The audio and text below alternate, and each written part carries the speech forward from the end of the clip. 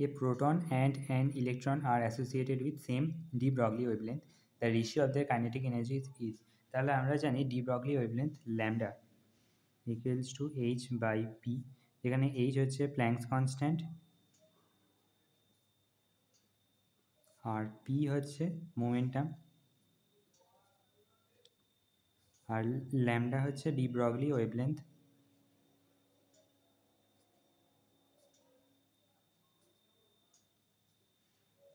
ঠিক আছে, এবার আমরা জানি kinetic energy equals to half m v square equals to, এখানে এম দিয়ে যদি আমি ওপরে নিচে গুণ করে দিই then m square v square by 2m, তাহলে এম ভি ইকুয়ালস টু আমরা জানি P square divide by 2m।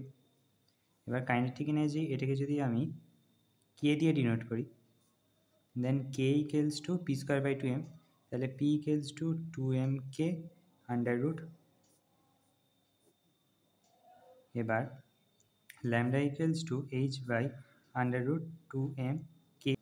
Proton আর ইলেকট্রন এদের wavelength same, so lambda proton equals to lambda of electron then h by under root 2 mass of proton into kinetic energy of proton equals to h by under root 2 mass of electron kinetic energy of electron। তাহলে এইচটা cancel হয়ে যাচ্ছে আর দুদিকে যদি আমি square করে দিই দেন 1/2 m mass of proton into kinetic energy of proton equals to 1/2 mass of electron kinetic energy of electron, 2টা cancel হয়ে গেল, mass of proton into kinetic energy of proton equals to mass of electron into kinetic energy of electron। এবার এখান থেকে আমাদেরকে বলেছে kinetic energy রেশিওটা।